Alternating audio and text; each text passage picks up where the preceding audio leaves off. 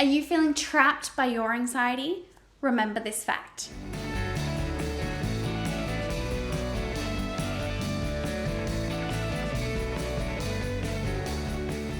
Hey, I'm Sarah. I'm an anxiety, acne, and gut naturopath.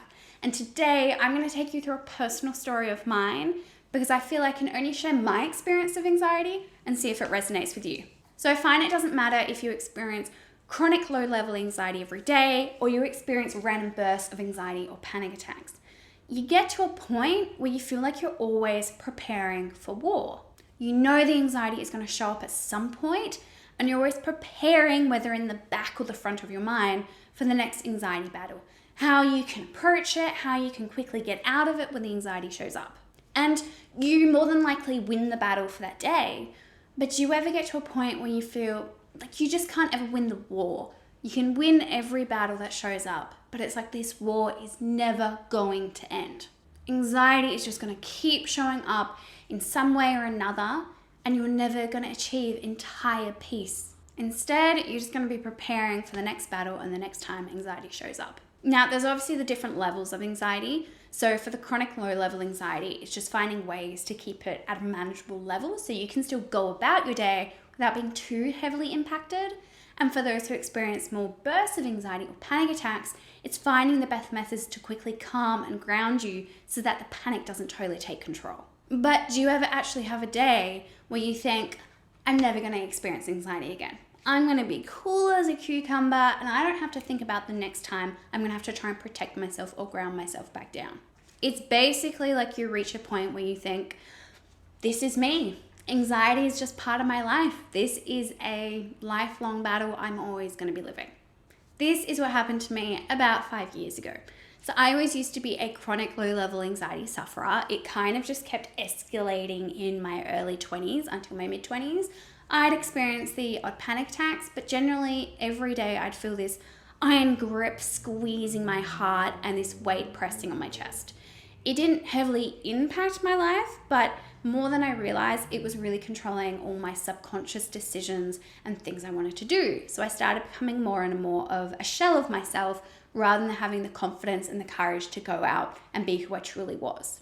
Now, I knew this anxiety was there and I tried everything I could think of to try and treat it. I did talking therapies, I tried meds once, but I absolutely hated the way it made me feel like a zombie. I did kinesiology, I did naturopathic treatments, I did acupuncture. I tried the whole kit and caboodle. To the point, I even tested my DNA because I thought, heck, if it's part of my genetic makeup, then what can I do about it? It's part of my genes. But after testing my DNA, it was actually a little bit of a wake-up call for me because I don't have that key gene that's associated with anxiety. I have like the cousins of it that can help promote anxiety, but not the core one. And FYI, I do want to let you know that your genes or your DNA is not your destiny. Since that point 5 years ago, I have now learned through my naturopathic training that your genes aren't your destiny. There are things that you can do to support your genes so that they work in favor for you rather than working against you. So for that anxiety gene, there are certain things that you can do to make it work for you to actually promote calm rather than cause anxiety. So after testing my genes, I kind of thought, what the heck is causing this? And I just kept treating and trying things until I basically got to a point where I thought, you know what, this is just me. I just accepted it and embraced that anxiety is who I am, and maybe I'm always destined to experience anxiety and always engage in this lifelong battle. It was crap, but I thought, heck, it's part of who I am, so what can I do about it? Now, fast forward 3 years to the point that I actually started my business and everything went crazy. Like my life in my business and my life out my business was just crazy chaotic and basically went to the crapper. Like I was so insanely stressed, I was anxious, and I ended up getting to the point that I actually developed depression or my kind of depression. So I didn't feel profound sadness, but I felt completely numb. I was just apathetic and like a shell of myself that I just didn't have any emotions anymore. I was a complete zombie again. And once I reached that numb point where I couldn't feel the happiness in association with my dog Winter, I thought, no, something's got to change. I don't want to keep living like this. Now, as a consequence of treating my depression, something absolutely beautiful happened. my anxiety went as well. I couldn't even fathom that this was a possibility, that I had the chance to actually find freedom from my own anxiety.